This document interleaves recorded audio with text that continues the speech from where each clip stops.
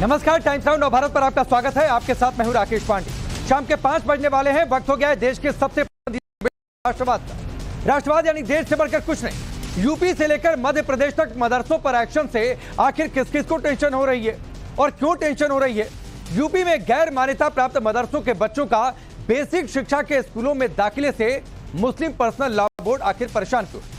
सवाल यह भी है कि मध्य प्रदेश के 56 अवैध मदरसों पर मोहन यादव सरकार ने ताला लगा दिया। आगे मध्य प्रदेश सरकार का प्लान क्या है? यूपी में गैर मान्यता प्राप्त मदरसों के बच्चों को सरकारी स्कूलों में पढ़ाने के आदेश के खिलाफ मुस्लिम पर्सनल लॉ बोर्ड के प्रतिनिधिमंडल ने मुख्यमंत्री योगी आदित्यनाथ से मुलाकात की है। यह तस्वीरें उसकी आपके सामने और फैसले को संविधान के खिलाफ बताया है।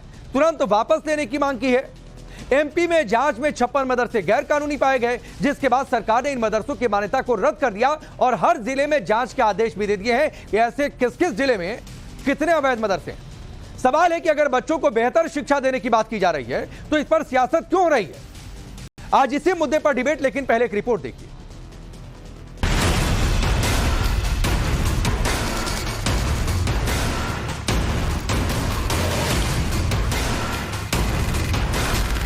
यूपी में अवैध मदरसों पर सीएम योगी आदित्यनाथ का हंटर और मध्य प्रदेश में मोहन यादव सरकार ने 56 मदरसों पर ताला क्या लगाया? सियासी महाभारत शुरू हो गई। यूपी से लेकर मध्य प्रदेश तक मदरसों को लेकर सियासत घनघोर हो रही है। पहले बात उत्तर प्रदेश की।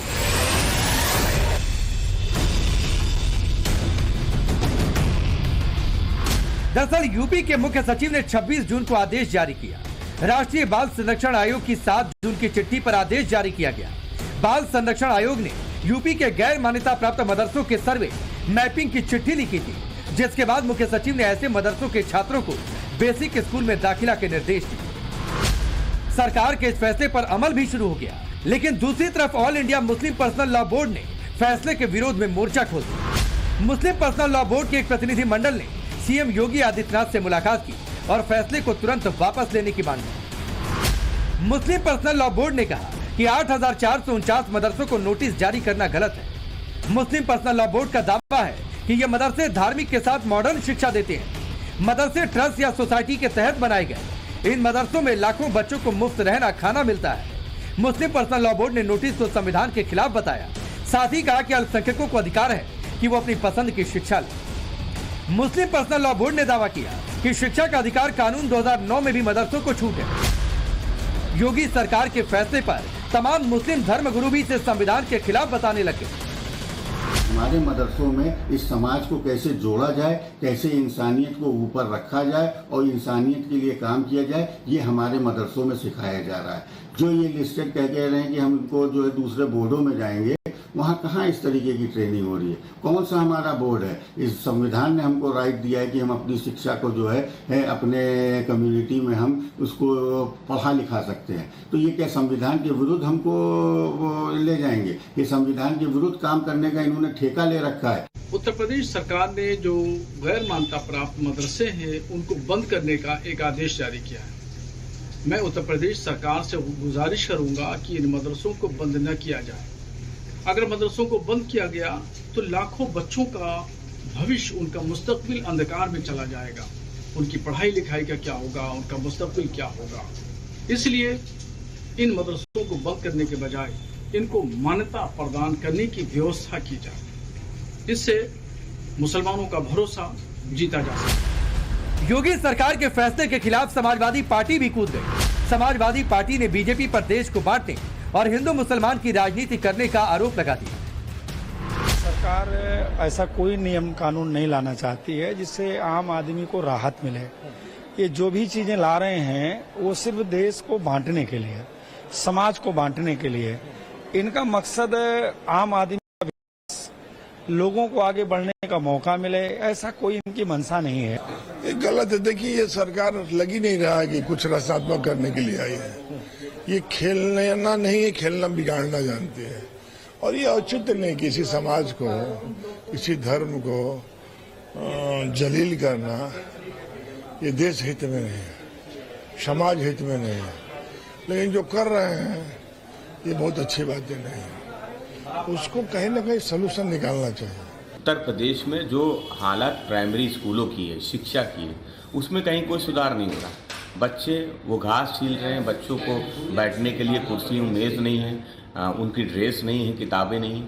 उस ओर सरकार का कोई ध्यान नहीं कि शिक्षा बेहतर कैसे हो, बच्चों को बेहतर शिक्षा कैसे मिले। लेकिन क्योंकि मदरसों के बच्चों के नाम पे वो राजनीति कर सकते हैं, वो राजनीति हिंदू मुसलमान के नाम पे कर सकते हैं, इसलिए वो लगातार मदरसों की बात कर रहे हैं। समाजवादी पार्टी समझती है कि शिक्षा कोई कहीं भी प्राप्त कर रहा है, उस पर सरकार को इतराज़ नहीं होना चाहिए। सरकार मदरसों के नाम पे केवल हिंदू मुसलमान करना चाहती, राजनीति करना चाहती। उधर अवैध मदरसों को लेकर मध्य प्रदेश में भी बड़ा खुलासा हुआ।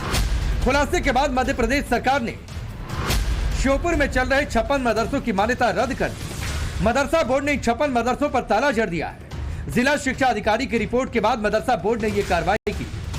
आरोप है कि ये मदरसे नियमानुसार संचालित नहीं हो रहे थे। जांच में यहां तक पाया गया कि वहां जितने छात्रों को बताया गया उतने भी मौजूद नहीं थे। कई स्थानों पर तो मदरसा ही नहीं मिला।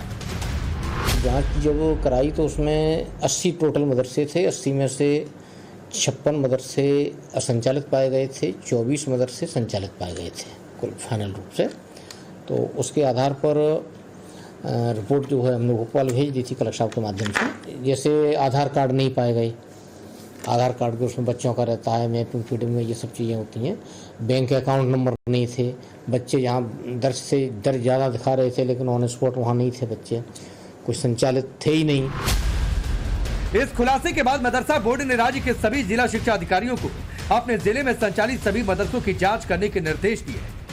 जो मदरसे राज्य सरकार के नियमों का पालन नहीं कर रहे, उनकी मान्यता रद्द कर दी जाएगी। लेकिन इस फर्जीवाड़े पर एक्शन के खिलाफ सियासत तेज हो गई। कांग्रेस ने बीजेपी पर मदरसों के नाम पर राजनीति करने का आरोप लगा दिया।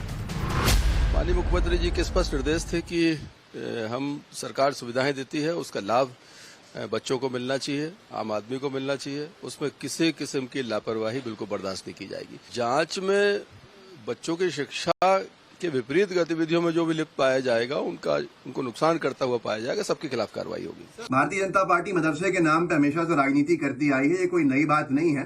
भाजपा ध्यान मोड़ने के लिए, लोगों का ध्यान मोड़ने के लिए इस तरह के काम करती है। इनका उद्देश्य सिर्फ राजनीतिक है, इसलिए सवाल खड़े होते हैं।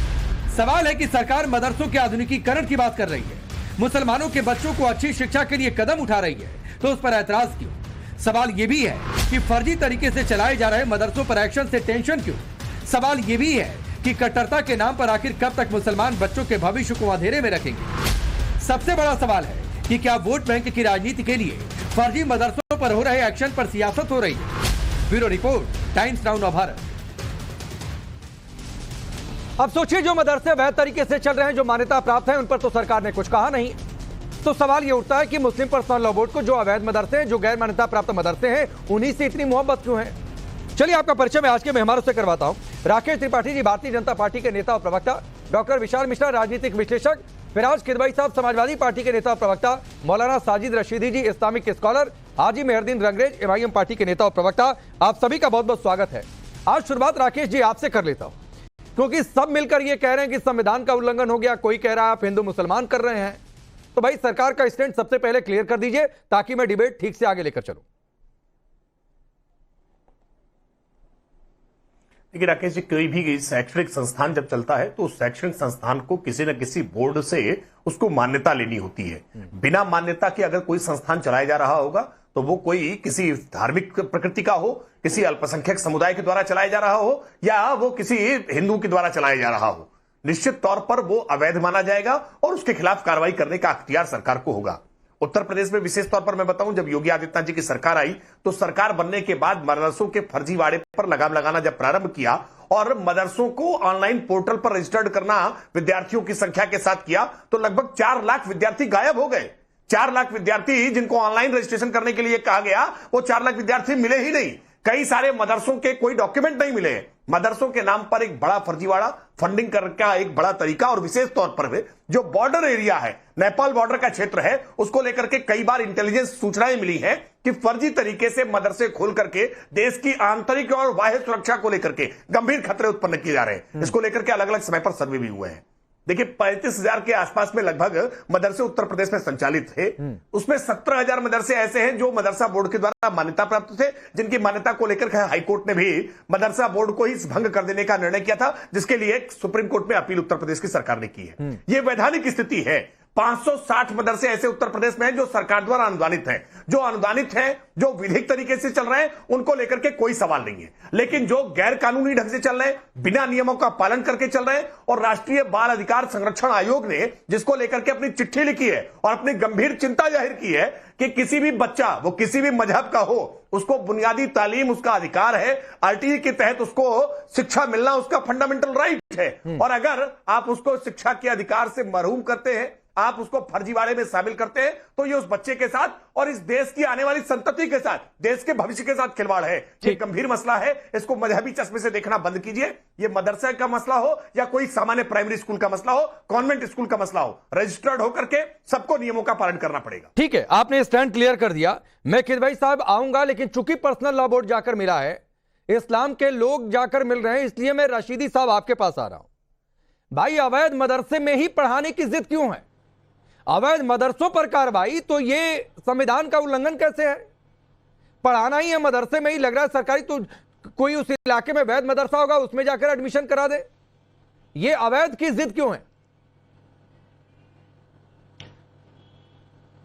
पांडे जी, 2-3 बातें सुन लीजिए और अच्छी तरह समझ लीजिए। राकेश त्रिपाठी जी बैठे हैं, बीजेपी के प्रवक्ता, वो भी अच्छी तरह समझ लें। फर्जी क्या होता है?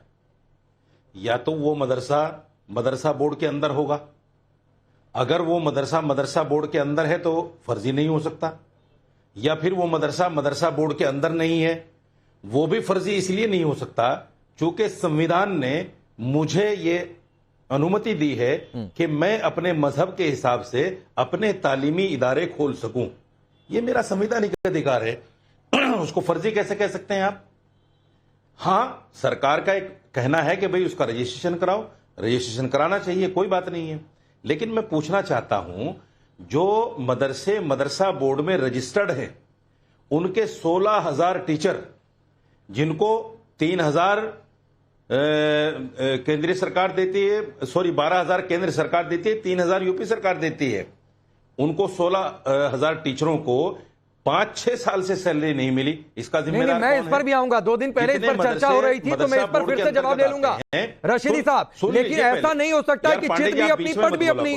पहले आपने कहा कि मदरसा बोर्ड में रजिस्ट्रेशन होना चाहिए, और जो रजिस्टर्ड है उससे आप अवैध कैसे कह सकते हैं? फिर आप पलटकर ये भी कह रहे हैं कि जो रजिस्टर्ड नहीं है उसको भी अवैध नहीं कह सकते हैं।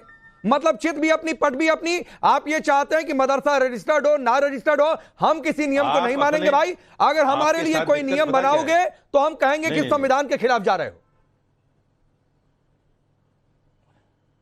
आपके साथ दिक्कत पता क्या है?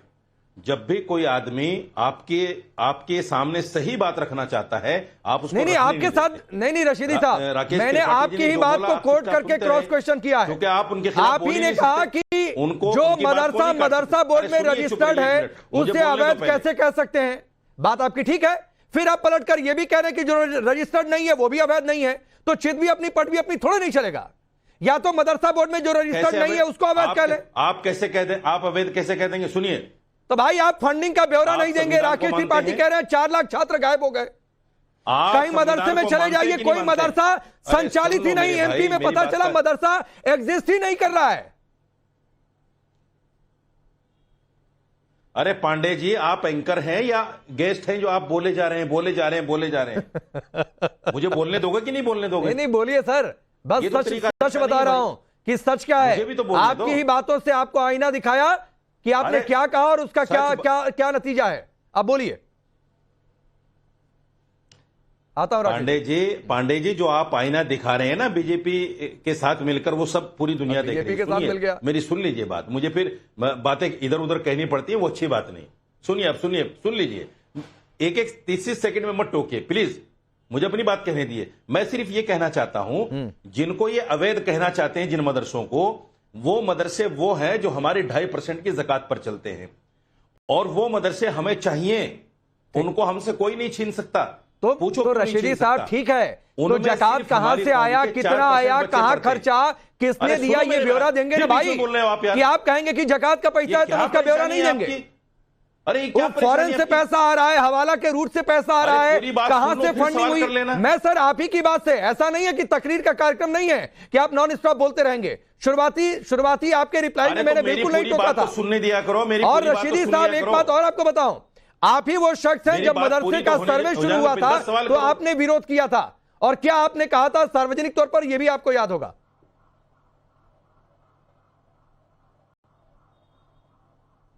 मैं बोल लूं? बोलिए बोलिए, उसके बाद राकेश जी रिप्लाई करेंगे। बताओ, बोलिए। सुन लेता हूं। और हाँ, तो बीच में मत बोलिए प्लीज। ये 4% बच्चे हैं मेरे रिलीजियस के, मेरे धर्म के, और ये 4% बच्चे मुझे इसलिए चाहिए क्योंकि मुझे मस्जिदों में इमाम चाहिए, कुरान पढ़ाने के लिए हाफिज चाहिए। अब फिर मुझे बोलना पड़ेगा रशीदी साहब, ये 4% बच्चे आप तय करेंगे क्या कि वो 4% बच्चे और उनके पेरेंट्स तय करेंगे? किसी पेरेंट्स ने आपको कहा, रशीदी साहब मैं आपको चैलेंज कर रहा हूं, किसी पेरेंट्स ने आकर कहा कि मेरा बच्चा मदरसे में ही पढ़ेगा? जिन मदरसों से बच्चों को हटाकर सरकारी स्कूल में दाखिला करवाया जा रहा है, किसी पेरेंट्स ने कहा आपसे कहा? सुनिए, जो आदमी मदरसे में नहीं पढ़ाना चाहता वो आजाद है। नहीं, मैं कह रहा हूं किसी, अरे रशीदी साहब ये आप तय करने वाले कौन है भाई? वो बच्चा तय करेगा, बच्चे के घर वाले तय करेंगे। आपसे किसी उस बच्चे के माता पिता ने कहा कि सरकार ये गलत कर रही है, हमारा बच्चा मदरसे में ही पढ़ेगा, सरकारी स्कूल में एडमिशन गलत हो रहा है, आपसे किसी ने कहा? अरे मैं क्या कह रहा हूं, आप क्या कह, मैं ये कह रहा हूं। चलिए राकेश जी एक रिप्लाई करिए, फिर फराज की दवाई। नहीं सर, आप ठेकेदारी मत करिए सर, मेरा सिर्फ ये कहना है वो घर वाले तय करेंगे उनका बच्चा मदरसा में पढ़ेगा कि सरकारी स्कूल में पढ़ेगा। आप भी मत कीजिए। नहीं, मैं बिल्कुल ठेकेदारी नहीं कर रहा हूं राकेश त्रिपाठी। हाँ, वही तय करते हैं, हम तय नहीं करते। मौलाना साहब की जानकारी के लिए, मौलाना साहब ध्यान से सुनिएगा, मौलाना साहब ध्यान से सुनिएगा, जानकारी के लिए जरूरी है। आपने कहा ना कि संविधान ने आपको, आईन ने आपको यह अधिकार दिया है कि आप अपने अल्पसंख्यक संस्थान खोल सकते हैं। हाँ, बिल्कुल ठीक बात है, आपका फंडामेंटल राइट है, और फंडामेंटल राइट कोई भी है वो असीमित अधिकार नहीं होता है, उस पर युक्ति युक्तक निर्बंधन होते हैं, उस पर कानून बने होते हैं उसी संविधान के तहत जिनका पालन करना होता है। आप अपने मजहब के लिए धर्मस्थल भी बना सकते हैं, लेकिन मनमाने पूर्ण तरीके से कहीं पर नहीं बना सकते हैं। बनाते समय उसका भी नक्शा और वहां कौन से श्रमिक कैसे काम कर रहे हैं उस श्रम कानूनों का वहां भी पालन करना होगा। नियमों का पालन आपको तब भी करना होगा। ये नहीं कह सकते कि हमारा धर्मस्थल है और हमारे धर्मस्थल को हम किसी भी तरह से बना सकते हैं, कहीं भी बना सकते हैं, उसके लिए भी नक्शा पास कराना पड़ेगा, उसके लिए भी नियमों का पालन करना पड़ेगा। तो कोई भी अधिकार असीमित नहीं है। अगर आप मदरसा संचालित करना चाहते हैं तो आपको मदरसा शिक्षा बोर्ड में पंजीकरण कराना ही पड़ेगा, और बिना पंजीकरण कराए अवैध तरीके से मदरसा नहीं संचालित कर सकते। नहीं, रशीदी साहब रुक जाइए, बाकी 3 मेहमान अभी वेट कर रहे हैं, एक टिप्पणी ले लूं फिर मैं आ जाऊंगा आपके पास। सर रुक जाइए 30 सेकंड दीजिए मुझे 30 सेकंड दीजिए, सिर्फ रुक जाइए, बाकी लोग नाराज हो जाएंगे, क्यों चाहते हैं? 30 सेकंड दीजिए मुझे, बाकी लोग नाराज हो जाएंगे। मैं राकेश त्रिपाठी जी ये कहना चाहता हूं, राकेश त्रिपाठी जी एक ऐसा फरमान भी जारी कीजिए कि जितने गुरुकुल हैं उनको भी अपना ब्यौरा देना चाहिए, उनको फंडिंग कहां से हो रही है, उनका पैसा कहां से आ रहा है, दीजिए ना, फरमान जारी कीजिए ना। है हिम्मत कोई मुसलमानों के लिए कहा तो कि कोई स्कूल हो, कोई माध्यमिक विद्यालय हो, मुसलमानों के लिए क्यों ना, फिर मुसलमानों के लिए पाठशाला हो, कोई अरे राकेश त्रिपाठी, रजिस्ट्रेशन कराना पड़ेगा। आपकी सियासत सारा हिंदुस्तान समझ रहा है। ठीक, ये आपकी, ठीक है, मैं आगे बढ़ रहा हूं। रशीदी साहब, या तो आप बता देते कि कौन सा गुरुकुल रजिस्टर्ड नहीं है, कौन सा गुरुकुल रजिस्टर्ड नहीं है, किस गुरुकुल ने आपने फंडिंग का ब्यौरा नहीं दिया। हवा में मत बोलिए ना सर। चलिए फराज की दवाई साहब, मैं थोड़ी रुकिए। एक भी गुरुकुल रजिस्टर्ड नहीं। अरे तो सर आप ऐसा हवा में नहीं बोलेंगे ना, क्या आपके पास प्रूफ है? आप बताइए ना किस आधार पर ये बात कर रहे हैं रशीदी साहब? हवाई बातें मत किया करिए, या तो सॉलिड लॉजिक हो आपके पास। रुक जाइए भाई, रुक जाइए रशीदी साहब, रुक जाइए। अरे रुक जाइए फराज की दवाई साहब, थोड़े दिन पहले अखिलेश यादव को भी मदरसों की याद आ गई थी कि हमारी सरकार आई तो हम मॉडर्न बना देंगे। तो भाई जब आपकी सरकार थी तो आप लोगों ने क्या किया था? शिवपाल यादव आज कह रहे हैं कि हिंदू मुसलमान कर रही है, मतलब अवैध परिरक्षण तो हिंदू मुसलमान हो गया। देखिए राकेश जी, डॉक्टर एपीजे अब्दुल कलाम, मौलाना अबुल कलाम आजाद और भारत के पहले राष्ट्रपति राजेंद्र प्रसाद जी और वीर अब्दुल हमीद और मुंशी प्रेमचंद्र जी, ये सब कहीं ना कहीं किसी न किसी लेवल पे, किसी न किसी डेट में मदरसों से इन लोग ने एजुकेशन हासिल की है। दूसरी बात, मैं राकेश त्रिपाठी जी का भी एक फैक्ट चेक करेक्ट कर दूं कि उत्तर प्रदेश में 35,000 नहीं 25,000 मदरसे हैं, और आप हर चीज में बोलते हैं ना कि इसका क्या लॉजिक है, ये कहां से आया। ये 9 अप्रैल की द हिंदू में मदरसे के ऊपर एक पूरी रिपोर्ट आई थी, उसमें ये मेंशन है कि उत्तर प्रदेश में 25,000 मदरसे हैं। देखिए बात राकेश जी, यहां पर आप इसको अगर पॉलिटिकल एंगल से देखिएगा तो भारतीय जनता पार्टी मांस, मछली, मुजरा, मटन, मदरसा इसलिए करती है, ये इसलिए करती है कि देश की जनता को और देश की मीडिया को इसमें उलझाए रखें, ताकि देश की जनता और देश की मीडिया जो है वो महंगाई और बेरोजगारी पर कहीं भारतीय जनता पार्टी से कोई सवाल न पूछ ले। ये उसी का नतीजा है कि राकेश जी इतने बड़े प्रेस्टिजियस चैनल पर आज हम लोग मदरसों की बात कर रहे हैं। देखिए बात एकदम फराज किदवई साहब एक मेरी छोटी सी बात है, सुन लीजिए, रिप्लाई कर दीजिएगा। अगर आप कह रहे हैं बीजेपी इसलिए कर रही, तो क्या अखिलेश यादव भी जब कह रहे थे कि मॉडर्न बनाएंगे मदरसों को, तो क्या वो भी इसीलिए कर रहे थे? नंबर एक बात। नंबर दो बात है, जितनी महान विभूतियों का आपने नाम गिना दिया, क्या आप वो, ठीक है मदरसे का विरोध थोड़ा नहीं हो रहा है, क्या आप ये कहेंगे कि वो लोग अवैध मदरसे में पढ़कर गए थे? डॉक्टर एपीजे अब्दुल कलाम अवैध मदरसे से पढ़कर निकले थे? या मदरसों का विरोध थोड़ा नहीं हो रहा है, अवैध मदरसों पर कार्रवाई की बात हो रही है, तो क्या वो अवैध मदरसों में पढ़कर निकले थे? बोलिए। देखिए राकेश जी, बात ये होती है कि आप किसी चीज को पॉजिटिव उससे देख रहे हैं या नेगेटिव उससे देख रहे हैं। हमारे राष्ट्रीय अध्यक्ष आदरणीय अखिलेश यादव जी ने क्या बोला कि मदरसे को हम मॉडर्नाइज करेंगे। प्रॉब्लम यह है कि जॉर्ज बर्नार्ड शॉ ने एक बहुत अच्छी बात कही थी। उन्होंने कहा था कि सत्ता जो है वो व्यक्ति को भ्रष्ट नहीं करती है, लेकिन जब झूठे और बेईमान लोग सत्ता में बैठ जाते हैं तो वो सत्ता को भ्रष्ट कर देते हैं। आप देखिए, एक बात तो बिल्कुल क्लियर है कि भारतीय जनता पार्टी सिर्फ मुसलमानों की नहीं बल्कि एससी, एसटी, ओबीसी और पिछड़ों से भी बेतहाशा नफरत। सर मत जाइए ना उधर, जातियों पर मत जाइए, मैं उधर डिबेट नहीं है, वरना आप लोग सबकी जाति पूछेंगे, अपनी जाति पूछ दी जाए तो आप लोगों को दिक्कत हो जाती है। तो मैं उधर डिबेट को नहीं ले जाना चाहता हूं। जाति पर डिबेट होगी, अब से थोड़ी देर बाद देख लीजिएगा सर, ठीक है? 6 बजे उसी पर डिबेट है, तो मैं उधर डिबेट को लेकर नहीं जाना चाहता हूं सर, प्लीज। विशाल मिश्रा, चित भी अपनी पट भी अपनी, हम कहें मदरसा पर बातचीत मॉडर्न तो ठीक है, बीजेपी सरकार कहे तो गलत हो गया। एपीजे अब्दुल कलाम का नाम लेंगे लेकिन ये नहीं बताएंगे कि क्या वो अवैध मदरसे से पढ़कर निकले थे क्या? अब जब गैर मान्यता प्राप्त की बात है, 2022 में ये बात सही है कि बाकायदा उसको डिजिटलाइजेशन की बात की गई थी, बाकायदा रेशियो वगैरह बताने की बात थी, तब भी कुछ चीजें प्रकाश में निकल के आई थी। तो और सरकार द्वारा कुछ मदरसा मान्यता प्राप्त ही नहीं, उनको अनुदान भी मिलता है, मतलब ग्रांट भी दी जाती है। तो यहां पर कोई विभेद तो है नहीं, बात तो की जा रही है साफ साफ कि भाई जो गैर मान्यता प्राप्त है। तो ये कौन सा लॉजिक हो गया कि आप मान्यता नहीं लेंगे, किसी से भी मान्यता नहीं लेंगे? तो जब मान्यता नहीं लेंगे तो फिर फ्यूचर में उसको आगे जाना होगा बच्चे को, तो कहां जाएगा, कहां एडमिशन लेगा, कहां दाखिला लेगा? नहीं, वो तो कह रहे हैं इमाम बनाएंगे, वो एडमिशन को लेगा, वो कह रहे हैं मौलवी बनाएंगे, वो 4% उन्हें चाहिए डॉक्टर इंजीनियर के लिए, नहीं मौलवी बनाने के लिए चाहिए, वो तो कह रहे हैं ठेकेदारी करके। अरे तो गार्जियन जो पेरेंट्स हैं, उन पेरेंट्स क्या जिनका बच्चा है, अगर वो पेरेंट अपने बच्चे को डॉक्टर बनाना चाहते हैं तो कहां जाएगा, कैसे दाखिला लेगा? तो गैर मान्यता प्राप्त की बात हो रही है ना यहाँ पे भाई, सीधी सी बात है। एक तरफ आप कह रहे हो कि हम संविधान मानेंगे, संविधान की बात करेंगे, संविधान में प्रावधान है, बिल्कुल है, लेकिन वो सारे प्रावधान युक्तियुक्त प्रावधान है, रीजनेबल रिस्ट्रिक्शंस के साथ हैं। उसी संविधान के तहत विधि का शासन है, और तो विधि के शासन के अंतर्गत चीजें विधि के अंतर्गत होंगी, और उसी विधि को नहीं मानेंगे। नहीं, तो ये तो खुला मतलब अपने आप में ये जो है प्रत्यक्षम किम प्रमाणम की बात है कि भाई हम पंजीकरण मानेंगे। ठीक, रुक जाइए रशीदी साहब, रुक जाइए। अभी मेहरदीन बहुत शांति से बैठे हुए, एक बार उनके पास चले जाने दीजिए, फिर आऊंगा आपके पास। नहीं, मेहरदीन रंगरेज अभी, और ये रिपोर्ट आई है, ये बाकायदा रिपोर्ट आई है, ठीक है। मेहरदीन रंगरेज, मध्य प्रदेश में कई सारे मदरसे तो एग्जिस्ट ही नहीं कर रहे थे, लिस्ट में नाम है, मौके पर टीम गई, क्या तो मदरसा ही नहीं है, कई जगहों पर छात्र ही नहीं है। अब ऐसे मदरसों पर कार्रवाई तो भी बवाल है। देखिए राकेश भाई, खास तौर से जहां पर भी भाजपा की सरकार है, वहां पर मदरसे हो, मस्जिद हो, बुलडोजर की कार्रवाई हो, मॉब लिंचिंग हो, ये सारे वाकया लगातार उन राज्यों में हो रहे हैं। और दूसरी बात, मेरी 3 बातें जो मैं आज आप सबके सामने लेकर आना चाहता हूँ। दूसरी है आर्टिकल 25 हमारा, जिसके तहत प्रोटेक्ट है हमें कि हम अपने संस्थान बना सकते हैं और उनकी देखरेख कर सकते हैं।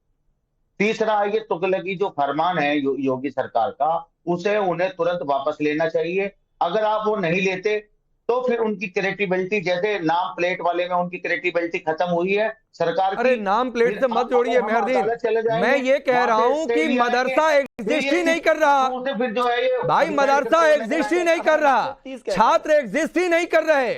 अरे मैं क्या कह रहा हूं सर राकेश भाई, जब सुप्रीम कोर्ट कोई फैसला लेगा फिर राकेश पांडे जी के मुंह में दही जम जाएगी। नहीं नहीं, कोई मेरे मुंह में दही नहीं जमती है, मेरे मुंह में कभी दही नहीं जमती है, मेरी चिंता बिल्कुल मत करिए। मेहरदीन अंग्रेज, मैं पूछ रहा हूं जो मदरसा एग्जिस्ट ही नहीं कर रहा, जो छात्र एग्जिस्ट ही नहीं कर रहे, मदरसे संविधान से संरक्षण प्राप्त है मदरसे, तो संविधान कहता है फर्जी तरीके से चला लो, जो छात्र नहीं है उनका भी एडमिशन कर दो। अरे यूपी गवर्नमेंट क्या होती है? कौन है यूपी गवर्नमेंट? कौन है यूपी गवर्नमेंट? करेगी कौन है? अरे उनके मतलब ये ना बिल्कुल सही है। अब राकेश त्रिपाठी कौन सरकार? हम सरकार थोड़े नहीं मानेंगे। कौन यूपी गवर्नमेंट, कौन एमपी गवर्नमेंट? हम सरकार को मानने वाले नहीं। राकेश भाई मेरी बात सुनिए, आप बार बार मेरे बीच में जो बोलते हैं ये बिल्कुल अंग्रेज को अभी सुन नहीं रहे थे। मैं अभी जब मौलाना साजिद रशीदी को बता रहा था तो हाजी साहब को भी ध्यान से सुनना चाहिए था, दूसरे को पैनलिस्टों को साथ सुनते नहीं है, इसलिए समस्या आती है। अब हाजी साहब ये तरीका ठीक नहीं होता भाई, आप सुना करो ध्यान से। मैं भी मौलाना साजिद रशीदी को यही बता रहा था कि संविधान ने आपको फंडामेंटल राइट दिया है, बिल्कुल ठीक बात है। अनुच्छेद 25 जिसका आप जिक्र कर रहे हैं मैं वो बात पहले ही कह चुका हूं, बिल्कुल आपको अधिकार है, धार्मिक स्वतंत्रता है, अपने मजहब को मानने की स्वतंत्रता है, धार्मिक शिक्षण संस्थान खोलने की स्वतंत्रता है, बिल्कुल आपको अधिकार है। लेकिन यह अधिकार असीमित नहीं है, इन पर युक्तियुक्तक निर्बंधन होता है, कानूनों का पालन करना पड़ता है। मैंने उदाहरण लेकर के बताया था कि मंदिर या मस्जिद या गिरजाघर आपको बनाना हो आप बिल्कुल बनाएंगे, लेकिन नियमों का पालन करेंगे, कानून का पालन करेंगे, वो उसका उल्लंघन नहीं कर सकते। और इन मदरसों की फैक्ट रिपोर्ट जरा देखिए एक बार। राष्ट्रीय बाल अधिकार संरक्षण आयोग ने जो अपना सर्वे किया है, जो उसकी रिपोर्ट है, बहुत चौंकाने वाली बातें हैं। बच्चों के साथ अमानवीय व्यवहार हो रहा है, बच्चों के साथ पिटाई हो रही है मदरसों के भीतर, बच्चों के साथ यौन उत्पीड़न हो रहा है मदरसों के अंदर, और बच्चों को क्या शिक्षा दी जा रही है। आज भी बताया जा रहा है कि धरती गोल नहीं धरती चपटी है। आज भी इस तरह की शिक्षा देनी जा रही है जो विज्ञान से तकनीकी से कोसों दूर है। क्या आप ऐसा कचरा ऐसा ज्ञान जैसा आपने स्वयं प्राप्त किया है वैसा ही देकर के क्यों कौम को बदनाम करना चाहते हैं? ये हाजी मेहरुद्दीन अंग्रेज हो या मौलाना साजिद रशीदी, ये सब ऐसे मदरसों में पढ़े हैं। और मेरी आखिर में साजिद रशीदी जी, वक्त इतना ही है, लेकिन एक बात आपसे कह दूं सर, अगर आपको लगता है कि मदरसों में ही पढ़ना चाहिए तो आप जाकर उन पेरेंट्स के घर जाइए और पूछ लीजिए भाई आपकी इच्छा क्या है। अगर वो चाहते हैं मदरसे में ही तो जिद क्यों है कि अवैध मदरसे में ही? बोलिए आसपास कोई वैध मदरसा होगा, कोई मान्यता वाला मदरसा होगा, उसमें जाकर एडमिशन करा दें। सरकार ये थोड़ी नहीं कह रही है कि जबरदस्ती प्राइवेट स्कूल में, वो कह रही है कि गैर मान्यता प्राप्त अवैध मदरसे में नहीं, तो कहीं आसपास वैध मदरसे में पढ़वा दीजिए। ये कौन सी जिद है भाई अवैध मदरसा में ही पढ़ेंगे, अवैध मदरसा ही चलाएंगे, कागज नहीं दिखाएंगे? चलिए आप सबका बहुत बहुत शुक्रिया।